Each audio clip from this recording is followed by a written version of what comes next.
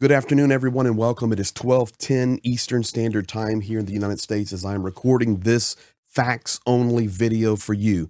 This may be just a touch of an extended version. I almost went live, but I'm thinking there's going to be some more things coming probably by tomorrow, and we will go live. Maybe this evening. We shall see, because a lot of things are happening right now, and they all point towards escalation in this war. There are a lot of rumors flying around, and I'm talking crazy talk rumors. I will not address them here. I will not even discuss them here. Those are the things that we do on lives. But here, I'm going to give you the facts. I want to jump right in. Thank you for supporting. Thank you for subscribing. The channel's growing like crazy because of wonderful people like you and helping us get the message out and support Ukraine. Thank you for all that you do. It's deeply appreciated. Now, let's go. Fact: Ukraine had a 2022 reminiscent moment today. Official bulletins put out by the U.S. State Department, the U.S. Embassy, they're closed, sending employees home, and that was followed by Azerbaijan doing the same thing. Additionally, Greece did it, Italy did it, Kazakhstan did it. Evacuate, evacuate. We have credible information that a mass attack is happening at 2:30 in the afternoon.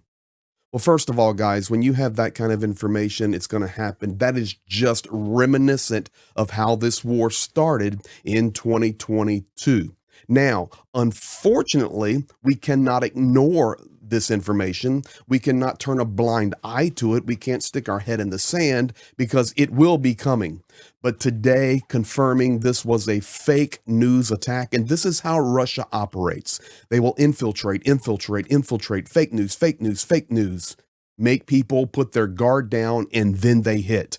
That is their system, and that is how they work. Now, I want to go right now to military analyst who works in the UK. You guys that are watching this from the UK and Europe, you're going to recognize this guy, Sean Bell. Was just in Kyiv a month ago, but he makes some good statements here. Listen to this. Yeah, but I was out in Kyiv only a month ago. Kyiv comes under pretty regular attack overnight, and it's not a great surprise, to be brutally honest, that President Putin, as a sort of fit of pique and anger after the announcement about the missiles, decides to ramp up attacks on Kyiv. The robust air defense system around Kyiv is fairly effective. The trouble is the remnants of the missiles and the drones tend to fall, causing quite a lot of damage there. As to the specific threat to the US Embassy, I mean, embassies are meant to be protected. I suspect what this action in intelligence is purely the Americans judging that the Russians will probably not respect the sanctuary of embassies, and therefore there is an actual risk that they will be targeted in these attacks. But as I say, the Ukrainians have a very good air defense system around Kyiv. It's not completely watertight, but I suspect this is more out of prudence that the Americans have decided to look after their folks within the embassy overnight. Sean Bell right there giving some perfect analysis. Of course, he's qualified and he was just there. Additionally, I can confirm it from all of my time working in Ukraine and directly work with military.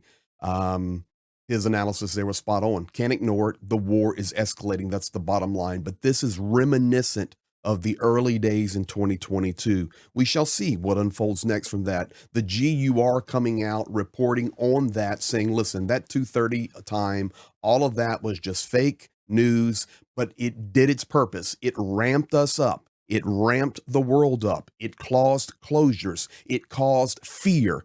It caused panic. And this is what we see. And even now we're having to talk about it. So that's the deal there. Facts. Now, facts number 2. Here we go. Slava Ukraini. That one definitely requires a Slava Ukraini, Geroyam Slava. What was hit? Yes, storm shadows. I've had enough confirmation on this to say yes, storm shadow used in an attack on the Kursk region. Now, this will be different than the attack on the with the attackums on the Bryansk region. So now we've had Bryansk region hit and we've had the Kursk region hit, but the storm shadow hitting there in the Kursk region, I will show you exactly where that is. I want to read this That is not a Storm Shadow. That's a GBU-39 attached to a MiG, but this was a part of the attack as well. Today, a combined strike was carried out on the Kursk region. Fact. Storm Shadow, MALD, Harm, GBU, HIMARS, FPV, first-person view drones were used. Additionally, Su-24s, Mirages, F-16, Su-27s, and MiG-29 platforms were used. The photo to the right, officially published by the Defense Ministry of Ukraine. That's why I'm sharing it with you, because it is a fact. This is a MiG-29, and we can judge that by the chassis with a GBU-39 bomb on it. Now, unless you can read Ukrainian here, you can't read that, but I'll read it for you. It says, Za Kryvyi Rih, Za Sumy, and Za Odessu, meaning this one is coming back at you, Russia. We are dropping this one for the people of Kryvyi Rih that you killed, for the people of Sumy that you've killed, and for the people of Odessa that you've killed. That is what that says right there, facts only. Now, what was it?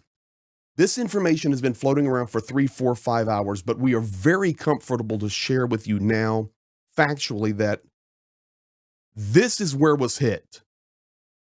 Now, we believe with utmost certainty that it was a command post underground in the Kursk region located here, Marini. I will show it to you on a map in a second. Video confirmation of the approximate location has been verified and geotagged. I have seen the video.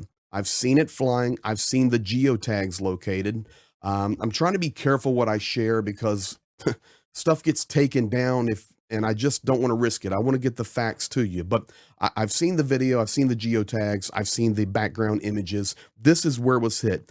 High probability that it was an underground comms post. And additionally, North Korean troops are also confirmed operating in this area. That's a fact.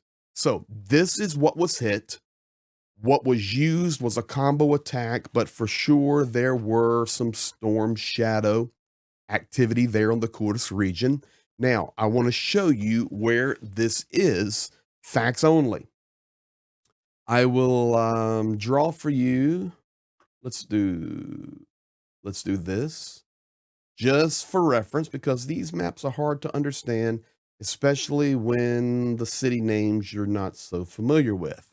So that is the border between Ukraine and Russia. This is the city of Kursk. This is the city of Sumy. This is the Kursk region here. Okay. All of this, let me back it up. That's the Kursk region. Where was this strike? Let me show you. I'll go blue with it. It's a Ukrainian attack. It happened due north of, oh, it's blue. Yeah. Due north of Sumy on the E38. That's where it took place. Now, what I'll do is take that down. I'll zoom in and come to Marino, and I'm going to confirm it for you. So if I go back to the news, you can see the aerial image that was released and confirmed that this was the location. If I come into, not that one, if I come into this, you can see the satellite image. I'm going to take you right down on Marino. And you can see the lake. This is a presidential, not a palace, a presidential resource center for Vladimir Putin. And the video that geotagged it was shot from this direction. And the strike was in this area. All videoed, geotagged. So you can see this. Now, there'll be one more question that you may have. Okay, I can see that there. So what kind of range are we talking how far about? Was it? Let's take a look at that. I'm going to go to deep state right now so I can drop the measurement. And I'm just going to measure it from Sumy up to the strike, which was right there on that highway. 85 kilometers is the distance. Now, I'm not saying that's where the strike took place, but guys, this is good. This is much extended range. And we don't know. It could have been further for some of these key strikes here.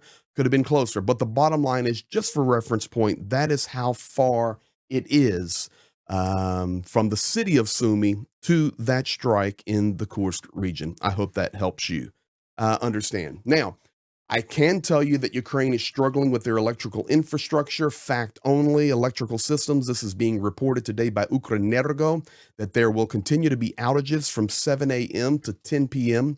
There will be 4 rounds of outages throughout Ukraine. Some of the key cities that are struggling the worst are places like Kryvyi Rih, and first and foremost, by a long shot, is Odessa.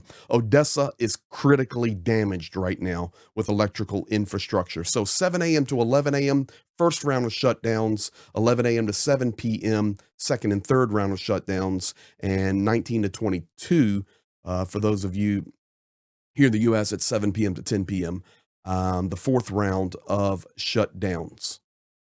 Basically rotations. People will have their schedule by their address, and when those time comes, you will not have power. And many times it lasts longer than that, especially when they're struck very hard as they are now. So that's a fact only about what is happening on the electrical systems inside of Ukraine right now. Now, last couple of things. We are getting news out now, and it's confirmed. Biden administration deciding to send anti-personnel mines to Ukraine for the first time due to a change in the tactics of the Russian Federation, which now uses deployed forces to pave the way for mechanized units. U.S. Secretary of Defense confirming that. Additionally, that just lends credence to the partnership between North Korean boots on the ground, North Korean supplies coming, the escalation of Ukraine now striking with Western American, European weapons to confirm strikes. Now, let's put some mines down. The bottom line is what is happening. The war is escalating. Now, I want to get to the last thing for the facts only today. I want you to hear from 2 people. It might have been yesterday or earlier in the day yesterday, Duda speaking. I actually got this video out of Israel, to be quite honest, in Jordan. That's where I got it from. So I don't even know what platform it was on, but this is Duda talking about the escalation and Western weapons. And then we have Lavrov speaking. I've translated that to English for you, and this is where we'll close out. We need to listen to world leaders and what is happening right here. So let's start with Duda. Ukraine needs very much today is to lift all the constraints and limits in using the allied assistance. So I'm very delighted with that decision taken by President Biden. I think that this is a sensible decision, which under the current circumstances was very much needed. And it shows in a clear way, especially it shows Russia, which in recent days has increased considerably its attacks, and for sure this is going to make the attacks on Ukraine more difficult. So this is a very good decision, and I'm delighted with it. So there you have himself, Duda, the president of Poland, saying, listen, it's obvious. Russia is increasing. And we know that, guys. After the release of this information, the Sumy attack continued. Then we had Odessa massive attacks and Kryvyi Rih, massive attack. And then we have drones flying through the air. Now, Ukraine with Western weapons, U.S. and European, now striking into the Bryansk region, striking into the Kursk region. Guys, this is what's happening. The war is escalating. Ukraine is punching back and punching back hard. Rightfully so. You've got 2 massive armies and massive nations in partnership coming against Ukraine. The world cannot turn a blind eye to that. We can't stick our head in the sand. We can't just negotiate this away. Ladies and gentlemen, there is a massive partnership going on coming against Western ideology. We have to stand for what is right. We cannot allow terrorists, dictators, and evil regimes to run the world and to dictate policy. That's it. Here's Lavrov. The repeated attacks on Bryansk region tonight signal their desire to escalate. Without American support, using these high-tech missiles is impossible. Putin has warned about this many times. I hope they'll read this doctrine fully. Not cherry-picking like they do with Ustafon, but understanding its complete interconnectedness. So we have Lavrov recognizing, confirming strikes. So just take it for what it is, confirming the strikes in the Bryansk region, which we've already confirmed. And now we have the strikes into the Kursk region. So we'll be hearing more about that. He says, we changed our doctrine, referring to the nuclear doctrine. Make sure you're not cherry picking it when you read it, but read the entire thing. Saber rattling. Guys, how do you stand up to a bully? You be strong. And right now, Ukraine is being strong and will continue. Folks, that's the facts only. Now, in this early afternoon here, East Coast time, 7:30-ish almost in Ukraine in the evening. Lots of things happening right now, and we shall see what unfolds. I can tell you that, yes, Russian airplanes have been redeploying and moving around, looking like this is what they do when it looks like they're going to prepare another attack. 7 Tupolev 95s are in the air right now, and that can be completely for redirection. It can just to raise the alarms, or can they could be coming. We don't know. We have to wait and see, and that's how you report it, and that's how you share it. I want to thank you guys for being here. Thank you for helping us grow, helping us share the message. As part of our team here, thank you for commenting, liking, subscribing, turning the notification bell on, and always thank you for our moderators. And guys, I'm telling you, our Discord's going crazy, growing leaps and bounds. Great atmosphere for sharing and caring. Thank you so much. You guys be blessed, and we'll see you very soon.